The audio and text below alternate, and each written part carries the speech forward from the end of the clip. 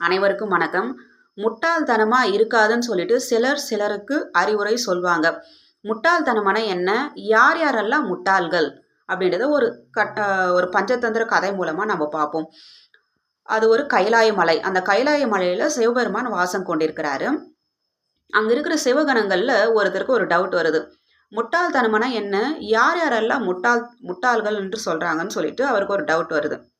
உடனே அந்த சிவகணம் வந்து சிவபெருமானை பார்த்துட்டு கேட்குறாரு, முட்டாள்கள்னா என்ன? யார் யாரெல்லாம் முட்டாள்கள்னு சொல்கிறாங்கன்னு சொல்லிட்டு. சிவபெருமான் அவரை பார்த்துட்டு சிரிச்சுட்டு, படிப்பறிவை விட பட்டறிவு ரொம்ப சிறந்தது. அதனால் நீ பூமியில் போயிட்டு நீ அங்கேயும் நம்ம பார்த்தா தான் உங்களுக்கு தெரியும்னு சொல்லிட்டு அந்த சிவகணத்தை பறவையாக மாற்றிடுறாரு. அந்த பறவையாக மாற்றிடுறாரு. அந்த சிவகணம் தன்னுடைய பறவையாக மாற்றின உடனே சிவகணம் பூமியை நோக்கி வராரு. பூமியில் ஒரு ஒரு காட்டில் வாசம் வாழ்கிறதுக்கு ஸ்டார்ட் பண்ணுறாரு. அடர்ந்த காடு அது. நாட்கள் போக போக அந்த காட்டில் ஒரு மாமரத்தில் தங்கிட்டு இருக்கிறாரு. அந்த பறவை சர்க்குணம் பறவையாக மாறிட்டார் இல்லையா? அந்த மாமரத்தில் தங்கியிருக்கிறாரு. நாட்கள் கடந்து போக போக அந்த காட்டு வழியாக ஒரு வேடன் வராரு.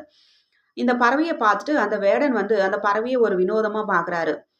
பார்த்துட்டு அந்த பறவையோட எச்சம் கீழே தரையில் படும்போது தங்கமாக மாறுறதை பார்க்குறாரு.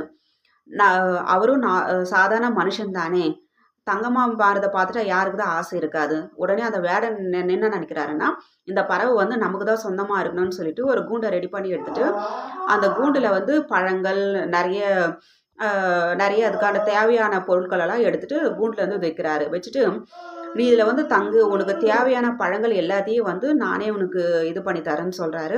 உடனே அந்த பறவை அந்த வேடனை பார்த்துட்டு, இந்த வேடன் இவ்வளோ நல்லவனா இருக்கிறாரே, நமக்கு தேவையான உணவு எல்லாமே தராரேன்னு சொல்லிட்டு நம்பி அந்த கூண்டுக்குள்ளே உட்காந்துருது. அதுக்கப்புறம் என்ன நடந்திருக்கும் உங்களுக்கே தெரியும்னு நினைக்கிறேன். அந்த கூண்டில் வந்ததுமே கூண்டில் அடைப்பட்டுருது. உடனே அந்த கூண்டை எடுத்துட்டு வேடன் தன்னுடைய வீட்டுக்கு வந்துடுறாரு. கூண்டில் அடைப்பட்டதுமே நம்ம இவ்வளோ சுதந்திரமாக இருந்தோம், தெரியாமல் அந்த கூண்டில் அடைப்பட்டுட்டுமேன்னு சொல்லிட்டு அந்த பறவை ரொம்ப வருத்தமடையுது. அந்த பறவை ஈரற எச்சமெல்லாம் தங்கமாக மாறுது. அந்த வேடன் நிறைய நல்ல வீடு, வயல், வாகனம்னு சொல்லிட்டு நல்ல பெரிய ஆளாக ஆயிடுறாரு. உடனே ஒரு நாள் அந்த வேடனுடைய கனவுல அந்த நாட்டினுடைய காவலர்களெல்லாம் உள்ள அந்த பறவையை எடுத்துன்னு போய் அரசனிடம் ஒப்படைக்கிற மாதிரி ஒரு கனவு வருது. கனவு தான் வருது.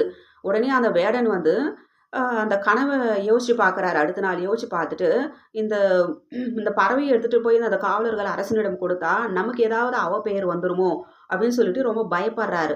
பயந்துட்டு 2-3 நாட்கள் கழிச்சதுமே இந்த பறவையை நாமளும் எடுத்துகிட்டு போய் அரசனிடம் கொடுத்துடலான்னு சொல்லிட்டு அந்த பறவையை எடுத்துகிட்டு அரசவைக்கு போகிறாரு.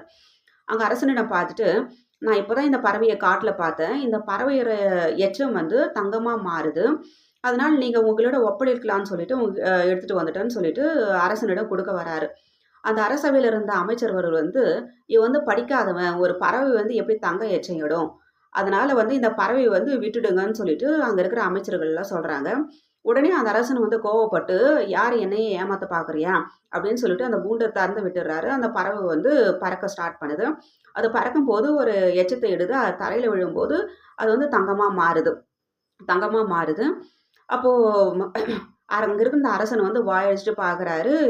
வேடனும் பறவை ஓடிடுச்சுன்னு சொல்லிட்டு ஏமாந்துட்டு பார்க்குறாரு. அமைச்சர்கள் எல்லாமும் நம்ம தப்பான முடிவு எடுத்துட்டோமோன்னு சொல்லிட்டு பார்க்குறாங்க.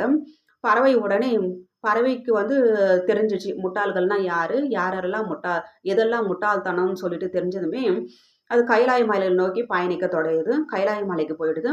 அங்கே சிவபெருமானை பார்த்துட்டு, முட்டாள்தனமான என்ன, யாரெல்லாம் முட்டாள்கள் அப்படின்னு சொல்லிட்டு நான் தெரிஞ்சுக்கிட்டேன் அப்படின்னு சொல்லிட்டு நடந்த கதையெல்லாம் சிவபெருமானிடம் சொல்லுது. இந்த பூவாசத்தில் நான் 4 விதமான முட்டாள்களை பார்த்தேன்னு சொல்லிட்டு சிவபெருமானுக்கிட்ட அந்த பறவை சர்க்குணம் சொல்கிறாரு. இப்போ முதல் முட்டாள்தனம் என்னன்னா, அந்த வேடன் என்னிடம் இனிப்பாக நல்ல விதமாக பேசி எனக்கு நல்லது செய்கிற மாதிரியே கூண்டு எடுத்துகிட்டு வந்து வச்சார் இல்லையா, அதை ஏமாந்துட்டு போயிட்டு நான் அந்த கூண்டில் உட்காந்தேன் பார்த்தீங்களா, அதுதான் முதல் முட்டாள்தனம். அதுக்கு எடுத்துக்காட்டு நான் தான் சொல்லுது அந்த பறவை, அந்த சர்க்குணம். 2வது முட்டாள்தனம் என்னன்னா, நடக்காத ஒரு விஷயத்த எங்கே நடந்துருமோ பயந்து என்னை எடுத்துன்னு போயிட்டு அந்த அரசனிடம் ஒப்படைச்சார் பார்த்தீங்களா, அது 2வது முட்டாள்தனம் அந்த அதுக்கு 2வது முட்டாள்தனம். அந்த 2வது முட்டாள்தனம்க்கு எடுத்துக்காட்டு வேடன் அப்படின்னு சொல்றாரு அந்த சர்க்குணம். 3வது முட்டாள்தனம் வந்து, அந்த படிப்பறிவு இல்லாதவன ஏன் சொல்றத ஏன் நம்பணும்? அப்படின்னு சொல்லிட்டு அந்த அமைச்சர் சொல்றாரு பார்த்தீங்களா? தனக்கு தான் எல்லாம் தெரியும். மத்தவங்க தனக்கு தான் எல்லா விஷயம் தெரியும். அவன் வந்து படிப்பறிவு இல்லாதவன். அவன் சொல்றத நாம ஏன் எடுத்துக்க கூடாது அப்படின்னு நிராகரித்தார் பார்த்தியா? அந்த அரசவையில இருந்த அமைச்சர் தான் அ 3வது முட்டாள்தனத்துக்கு எடுத்துக்காட்டு அப்படின்னு சொல்றாரு. நெக்ஸ்ட் 4வது முட்டாள்தனம் வந்து எது தெரியுமா? அந்த அரசவையில அமைச்சர் சொன்னத எடுத்துட்டு, தன்னை கூண்டுலேருந்து வெளிய விட்டாரு பாத்தியா அரசன், எதுவுமே யோசிக்காம. அந்த 4வது முட்டாள்தனத்துக்கு எடுத்துக்காட்டு அந்த அரசன் தான் சொல்றாரு, அந்த சற்குணம் சிவபெருமானிடம். புரியுதுங்களா? முட்டாள்தனம்னா என்ன? யார் யாரெல்லாம் முட்டாள்கள்ன்னு சொல்லிட்டு. நம்ம எல்லாமே முட்டாள்தனமா இருக்கணும்னு விரும்ப மாட்டோம். எல்லாருமே அறிவாளியா தான் இருக்கணும்னு விரும்புவோம். இந்த 4 குணத்துல நம்ம எதுல இருக்கிறோம் நாமளே பார்த்துட்டு, நம்மள நாம திருத்திக்கணுங்க. ஃபர்ஸ்ட்டு யாராவது நம்மள பத்தி புகழ்ந்து பேசினா நம்ம ஏமாந்துர்றோங்களா? 2வது ஏதாவது ஒரு விஷயத்த பார்த்து நம்ம பயப்படுறோமா? 3வது அவன் படிக்காதவன், நமக்கு தான் எல்லாம் தெரியும்னு சொல்லிட்டு நம்ப இருக்கிறோமா? 4வது விஷயம் எதையுமே அ ஆராய்ந்து பார்க்காம யாரோ ஒருத்தர் சொன்னத வச்சு நம்ம ஏதாவது முடிவு எடுக்கிறோமா? இந்த 4 விஷயத்துல நம்ம எந்த விஷயத்துல நம்ம பின்பற்றணும்னு பார்த்துட்டு, அந்த விஷயத்த நம்ம திருத்திக்கணுங்க. எல்லாருமே நம்ப அறிவாளிகளா தான் இருக்கணும் விரும்புவோம். முட்டாள்தனமா இருக்கணும்னு யாரும் விரும்ப மாட்டோங்க. நன்றி, வணக்கம்.